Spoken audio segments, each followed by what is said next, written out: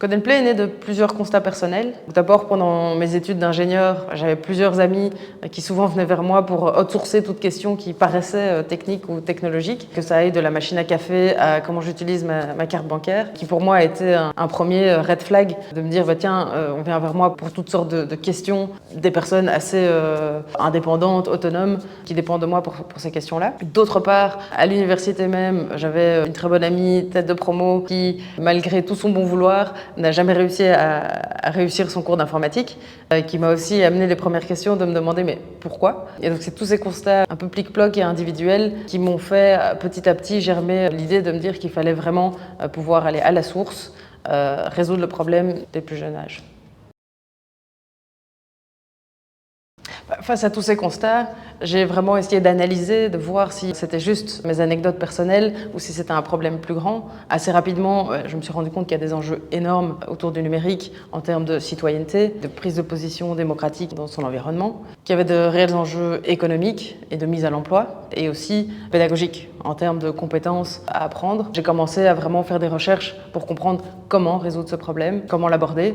Et dans ces analyses, je me suis énormément renseignée au niveau de la neuroplasticité, qui m'a fait comprendre pourquoi c'est beaucoup plus compliqué pour un adulte, malgré toute la bonne volonté, d'acquérir ces compétences, d'où l'intérêt de commencer très jeune. Toutes les études d'inclusion en termes de genre et de stéréotypes, où on voit que tous les stéréotypes autour des STEM se retrouvent à l'âge de 6 ans. Donc c'est sur base de ces constats-là et l'envie réelle d'amener une solution pérenne que j'ai lancé Code & Play en retournant d'abord dans mon ancienne école primaire pour donner les premières activités. Donc j'ai fait moi des études d'ingénieur civil en informatique, en intelligence artificielle, à l'époque où l'intelligence artificielle était bien moins connue que ce qu'elle n'est aujourd'hui. En parallèle de ça, je faisais énormément de hockey, donc j'étais en équipe nationale belge jusqu'aux Jeux Olympiques de Londres en 2012. Et par la suite, j'ai décidé de vraiment pouvoir me concentrer à fond sur une carrière dans laquelle je voulais me donner à 200% aussi. C'est là que j'ai rejoint une start-up belge dans la data science et qui m'a amené à énormément travailler avec les pays émergents. Et en fait, à force de faire tout ça, ça m'a vraiment donné goût d'une part à l'entrepreneuriat, d'autre part à trouver du sens dans ce que je fais. Et donc, avec tous ces autres petits constats que j'ai faits au fur et à mesure, j'ai décidé de me lancer et de lancer Code & Play à temps plein. Et c'est comme ça que j'ai démarré avec mon ancienne école primaire où j'ai été donner mes premières activités Code & Play en reprenant mes cours de première année de bachelier d'informatique en essayant de les rendre les plus pédagogiques possibles et de m'entraîner avec ma sœur pour savoir comment amener ça vraiment auprès de jeunes enfants. Et après un an en fait de Code & Play qui touchait vraiment à cette corde pour moi d'inclusion et de permettre à tous de comprendre et de construire avec le numérique et pas juste être consommateur. Facebook est venu me contacter pour tous les plans de connectivité Internet qui pour moi touche à cette même fibre d'inclusion numérique, c'est-à-dire qu'il y avait encore 50% de la population qui n'avait même pas accès à Internet. Donc c'était un énorme challenge sur lequel travailler. Et pour moi, il y a les 50% qui n'ont pas accès à Internet. Et pour les 50% restants qui ont accès à Internet, c'est justement de savoir comment construire et pas juste être de simples consommateurs. Et donc là, j'ai décidé de faire le saut. Donc j'ai rejoint Facebook d'abord à Londres, puis par la suite à San Francisco. Et en fait, j'ai beaucoup hésité à ce moment-là que faire de Code & Play parce que je ne voulais pas du tout laisser tomber Code & Play. Mais peut-être de mon expérience de faire en parallèle mes études d'ingénieur et le hockey à haut niveau, je me suis dit que je prenais le challenge de faire les deux. Et ma seule condition, c'était que je continue les deux tant que l'un enrichissait l'autre, tant que Facebook enrichissait Code & Play. Et ça m'a permis en fait énormément de faire évoluer Code & Play de manière rapide, d'amener toutes les best practices, non seulement du côté technique, mais du côté créer sa start-up avec une culture d'entreprise, être passionné par une mission. Et donc j'ai vraiment continué les deux en parallèle. Maintenant, par contre, après Londres, 7 ans, puis San Francisco, 1 an, où j'ai aussi profité par faire un peu mes compétences en IA, en rajoutant quelques cours à Stanford. Maintenant, je suis de retour chez Code & Play.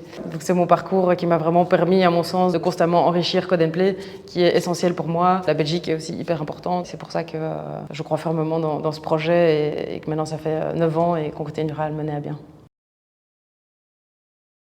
Après près de 10 ans d'existence avec Code & Play, tout d'abord, d'un point de vue géographique, on s'est énormément étendu. Donc, on a commencé petit, uniquement sur Bruxelles, on est maintenant sur tout le territoire de la Belgique, en français et en néerlandais. D'autre part, on avait fait un énorme pari de se dire qu'on pouvait amener un changement pérenne dans les écoles, dans le système éducatif. Maintenant, on est vraiment à un niveau où on a pu fine-tuner et améliorer notre dispositif qui fait qu'on arrive réellement en 1 an à accompagner une école à intégrer les compétences numériques, à enseigner le numérique dans leur classe. Et ça, c'est un énorme changement et une machine qu'on a pu mettre en place qui est très bien rodée et qui nous permet aujourd'hui d'être en position de se dire qu'on va aller former et accompagner toutes les écoles à ce qu'elles puissent elles-mêmes, de manière autonome, continuer à enseigner le numérique, comme de nombreuses écoles sont en train de le faire d'ailleurs depuis quelques années d'accompagnement avec nous.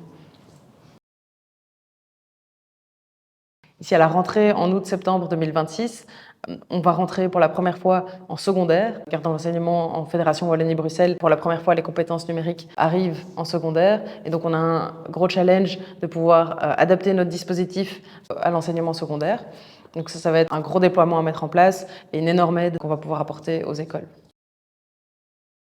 L'ambition pour Code & Play, elle est très claire, c'est de pouvoir vraiment former tous les jeunes. Donc c'est de déployer notre modèle à travers toutes les écoles, que ce soit en Fédération Wallonie-Bruxelles, en enseignement néerlandophone, en enseignement germanophone. Et après ça, pouvoir aussi commencer à voir si d'autres pays sont intéressés par le modèle, de pouvoir le répliquer et bien évidemment de rester à jour sur toutes les nouveautés parce que la technologie évolue excessivement rapidement. Il faut qu'on puisse aussi mettre à jour tous nos enseignants. Donc, il y a encore beaucoup de challenges, de beaux challenges à venir pour Code & Play. Donc effectivement, maintenant avec l'avènement de l'IA qui assiste le code, il y a cette énorme question de est-ce que ça vaut encore la peine d'apprendre à coder? Je pense que la réponse n'a pas changé par rapport à avant. Apprendre à coder dans un langage spécifique pour des enfants, ça ne vaut pas la peine, dans le sens où c'est les logiques qu'il faut apprendre, mais c'est d'autant plus important aujourd'hui de comprendre les fondamentaux pour pouvoir justement être assisté par l'IA pour le faire. Parce que dire qu'on n'a pas besoin de coder parce qu'une IA va coder pour nous n'est pas la solution. Il faut savoir comprendre comment les mécanismes fonctionnent pour pouvoir être assisté et aidé d'une IA pour coder de manière plus efficace. Je dirais aujourd'hui plus que jamais, c'est essentiel de pouvoir développer parce qu'on va pouvoir développer plus rapidement et donc justement de pouvoir se renforcer en développant des outils avec des connaissances de base qui assisteront n'importe quel autre métier, peu importe ce que la personne décide de faire. Bêtement, un souvenir fort, c'est peut-être le premier subside qu'on a eu du fédéral. Pas pour le fait de recevoir de l'argent, mais pour la confirmation qu'il y avait un réel besoin et intérêt. Parce que quand on a commencé, le numérique, c'était pas priorité. Le numérique à l'école, encore moins. Les écoles ne savaient pas ce que c'était, nous disaient qu'ils avaient déjà essayé de l'Excel, que ça servait à rien, qu'on savait pas si les ondes Wi-Fi, c'était non néfaste pour les enfants. J'ai ce souvenir mémorable, mais plus de la confirmation qu'il y a un réel besoin. La vision de Code & Play n'était pas à côté de la plaque.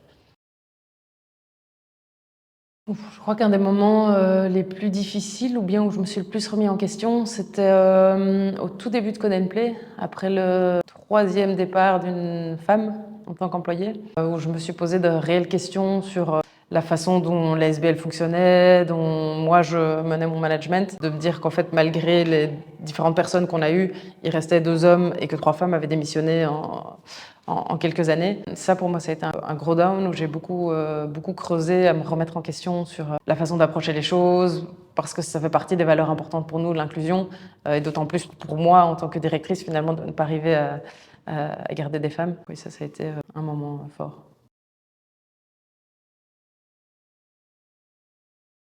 L'inclusion, c'est quelque chose d'essentiel. Je pense qu'on utilise le mot inclusion parce que c'est le mot le plus facile.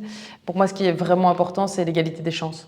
C'est pas de dire que chacun va faire la même chose, mais de se dire que chacun a la même opportunité. Donc avec Code & Play, on veut pas spécialement que tout enfant devienne un codeur, un développeur, un entrepreneur dans l'innovation, mais on veut vraiment que tout jeune, tout enfant puisse avoir cette opportunité de dire voilà ce que j'ai envie de faire et d'avoir les moyens de le mettre en place. Et donc c'est à eux après d'avoir ce choix et cette possibilité de faire un pas ou l'autre. Et donc dans tout ce qu'on fait, c'est vraiment essentiel de permettre à tout type d'enfants, peu importe leur background, peu importe leur genre, peu importe le handicap, d'être en contact avec ces technologies, de comprendre comment elles fonctionnent et de se sentir compétent que pour créer à l'aide de ces technologies.